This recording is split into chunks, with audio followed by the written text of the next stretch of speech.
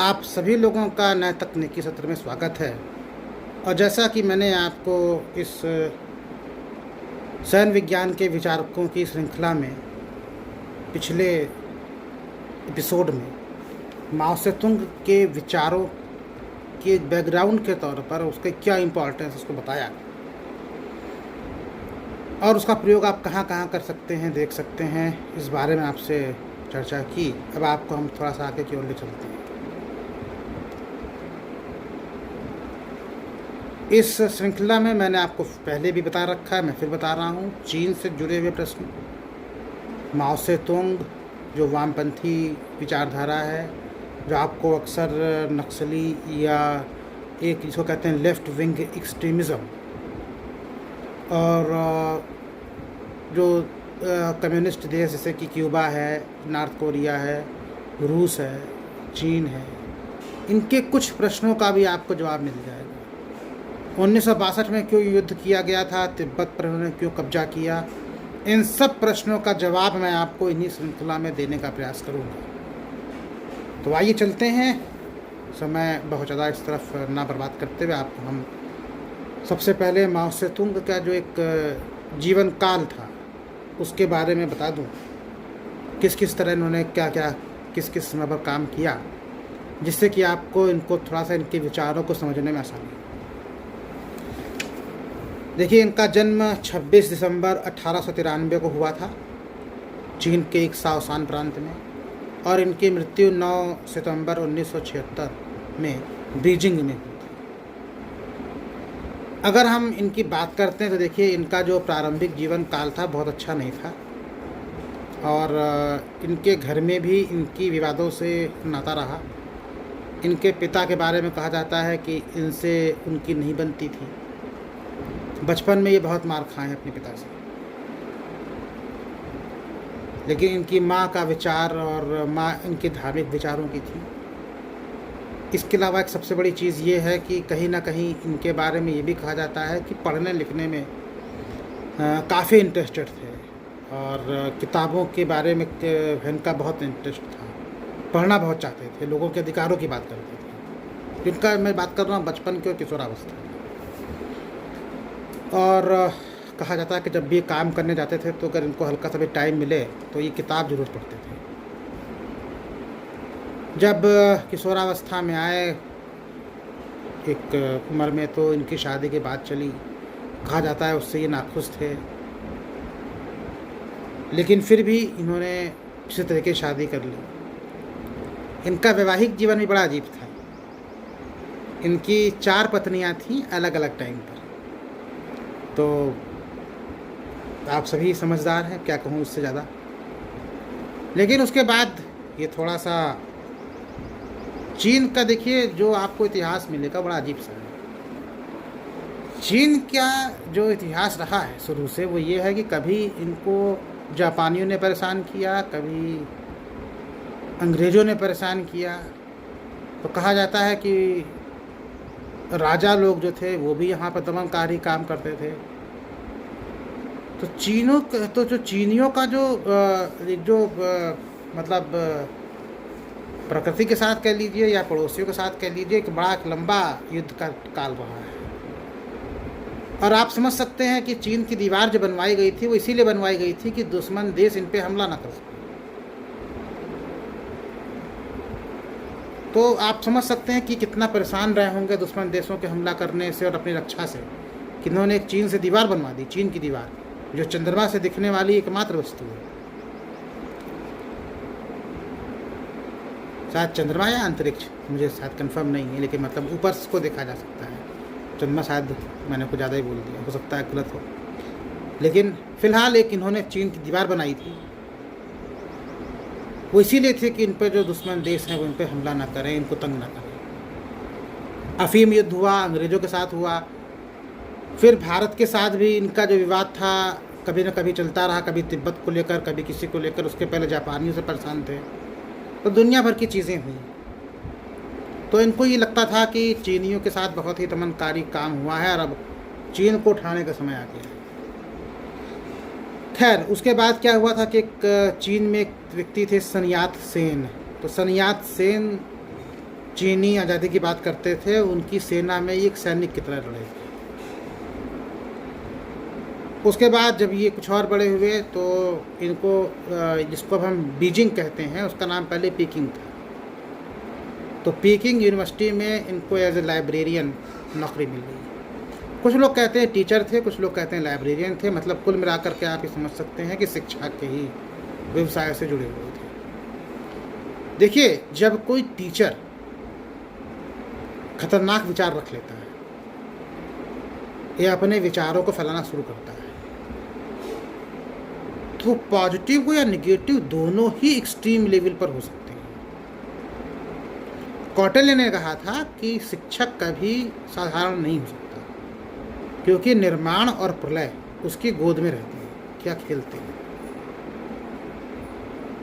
तो ये बात बिल्कुल सही है। अब इन्होंने क्या किया, किस तरह नए चीन का निर्माण किया, किस तरह पड़ोसियों को परेशान किया, उनका विनाश करने पर आमादा हो गए। इन्होंने किस तरीके से चीनियों को मारा। अब आपको ये धीरे धीरे हम ये सब चीज़ें बताएंगे, तभी आपको समझ में आएगा कि उनको आप क्या समझ सकते हैं। तो वहाँ पे एक लाइब्रेरियन बन गए, कुछ साल उन्होंने नौकरी करी। और देखिए, इस समय तक मार्क्स के विचारों से ये प्रेरित हो चुके थे। पहले से बात करते थे अधिकारों की, ये अधिकार मिलना चाहिए, ऐसा है, और जमींदारों ने ठगा है, किसानों को, मजदूरों को कुछ हक नहीं दिया। इस तरह की बातें इनके में शुरू से थी। 1921 में इन्होंने कम्युनिस्ट पार्टी की स्थापना करी। अब देखिए, 1893 में पैदा हुए, 1921 का वर्ष आ रहा है। कुल मिलाकर के कहा जाए तो 28 साल में इन्होंने पार्टी की स्थापना कर दी। अब कम्युनिस्ट पार्टी की स्थापना हो गई, लेकिन इनको कुछ समझ में आ नहीं रहा था इन लोगों को, हालांकि अपने काम में ये लगे हुए थे। 1927 में एक इनका सामना होता है एक व्यक्ति के साथ जिनका नाम था मार्शल चूतेह। तो 1927 में मार्शल चूतेह के साथ इन्होंने लाल सेना की स्थापना की। मैंने आपको देखिए पिछले शब्द जो बताए थे, पिछले सत्र में कुछ शब्द बताए थे, लाल सलाम, रेड बुक, रेड आर्मी, है ना, और बुर्जुआ, सर्वहारा। मैंने आपको सिर्फ उसमें वही 2-4 शब्द बताए थे। एक वाक्य भी बताया था, सत्ता बंदूक की नली से निकलती है।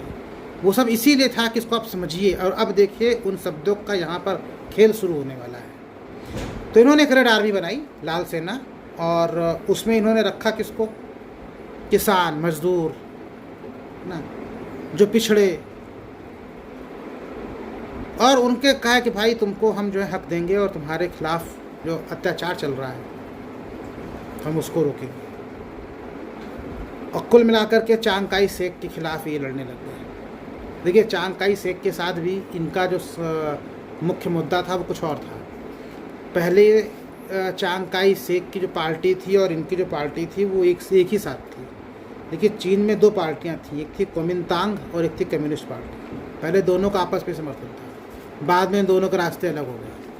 तो वो कैसे हुआ, क्या हुआ, अभी आपको हम सब बता देंगे। अभी धीरे धीरे आपको सब चीज़ें क्लियर हो जाएंगी। तो इन्होंने चांग काई शेक के खिलाफ क्रांति करी, और इन्होंने कहा कि भाई ऐसा करो, जमींदार तुमको परेशान कर रहा है, सर्वहारा वर्ग, वही बुर्जुआ आ गया, बुर्जुआ तुमको परेशान करता है।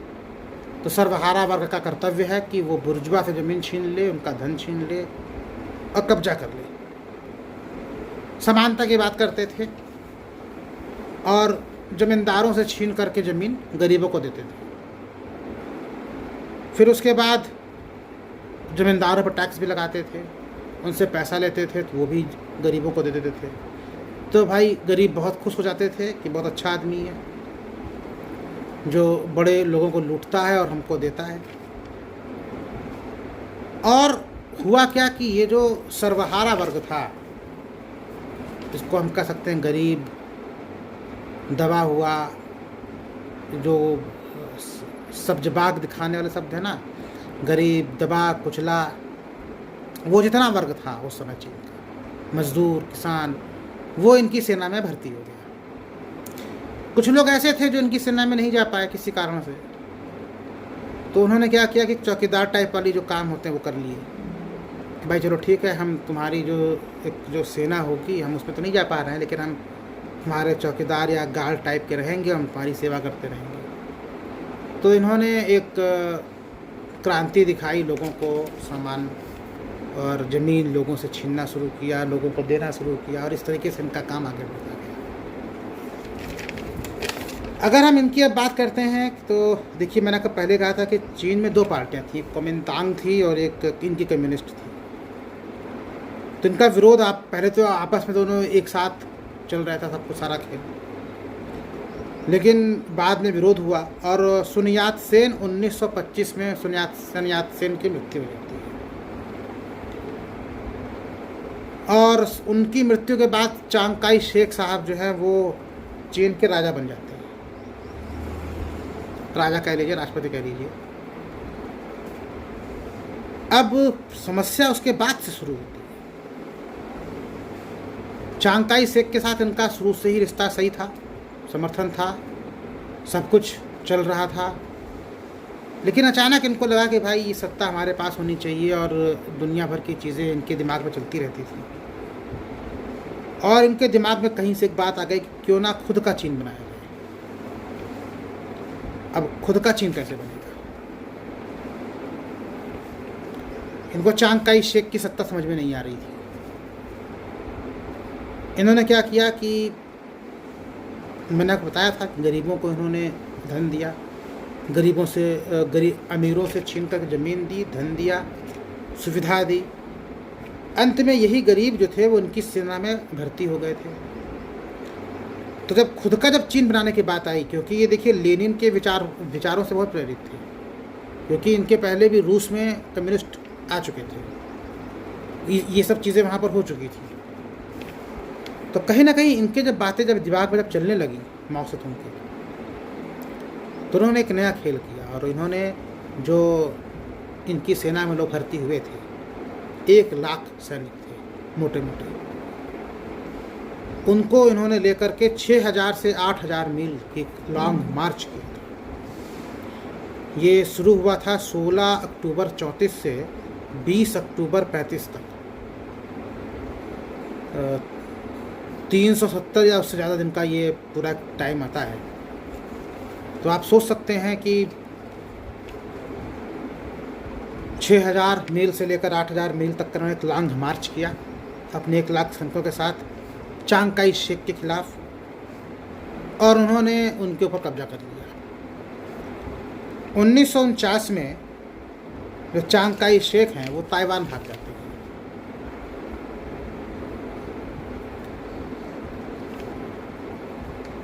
उन्नीस 1945 में ही माओ से तुंग ने चीन पर अपना कब्जा कर लिया, और 4 साल के बाद 1949 में चांग काई शेक ताइवान, जिसको उस समय फार्मोसा कहते थे, वहाँ चले जाते हैं। अब कुछ प्रश्नों का जवाब आपको हम थोड़ा सा इसके पीछे ले जा करके देंगे। आखिर ये जब ताइवान चले गए फार्मोसा द्वीप में चांग काई शेक, तो ऐसा क्या हुआ था कि इनको वहाँ जाना पड़ा। दूसरा, ऐसा क्या हुआ था, अब आपको हम आज की तारीख में ले आते हैं, ऐसा क्या हुआ था कि चांग काई शेक भाग गए। दूसरा क्वेश्चन ये, आज की तारीख में ताइवान से चीन तक का झगड़ा चल रहा है। मैंने आपसे जब पिछले सत्र में बात की थी तो मैंने कहा था कुछ चीज़ों के जो अंतर्राष्ट्रीय मुद्दे हैं उनका भी सवाल आपको इन्हीं सत्र में मिल जाएगा। तो अब आपको मैं उन्हीं चीज़ों का जवाब देता हूँ। कैसा क्या हुआ था, देखिए चांग काई शेक के साथ सबसे बड़ी समस्या ये थी कि ये पहले माओ से तुंग के साथ थे। ये एक बड़ा मैंने कहा ना कि विवादास्पद चीज़ चल रही है चीन के साथ। माओ को सत्ता चाहिए, हर हाल में चाहिए, उनको सत्ता में रहने की बीमारी है। दूसरा चीज़ क्या है, जब चांग काई शेक बन गए, पहले समर्थन था, लेकिन बाद में दोनों के रास्ते अलग हो गए, कुओमिंतांग के और इनके कम्युनिस्ट पार्टी के। तो अब इनसे सहन भी नहीं हो रहा है कि चांग काई शेक बने रहें। हिंसा को ये हमेशा अपने दुश्मनों को मरने और मारने की बात करते हैं। तो आखिर वो जो लोग थे चांग काई शेक वाले, क्योंकि इनके साथ वो पहले वो लड़ चुके थे, सब कुछ शेक था, अपनी जान बचाने के लिए फार्मोसा या ताइवान चले गए। इसीलिए आप देखेंगे या देखते होंगे आज की तारीख में चीन क्या कहता है। चीन कहता है एक चीन। वो एक चीन क्या है? वो वही ताइवान है, क्योंकि चांगकाई शेक के हिसाब, चांगकाई शेक और उनके लोग उसी ताइवान में जाकर के सरमा पाए थे। अब कुछ चीज़ों का जवाब आप इस तरह भी देखिए कि माओ से तुंग की जो विचारधारा थी वो अपने दुश्मनों को मारने के ही लिए मारने के ऊपर थी। अब वो किस तरह होगी अभी आपका, मैं इन सब चीज़ों को धीरे धीरे इन सत्रों में मैं बताऊंगा। अगर ये वहाँ पर चांगकाई शेक रुक जाते, ये बात पक्की थी, तो चांगकाई शेक को ये मार दिए होते। 4 साल के बाद वो वहाँ से भागे।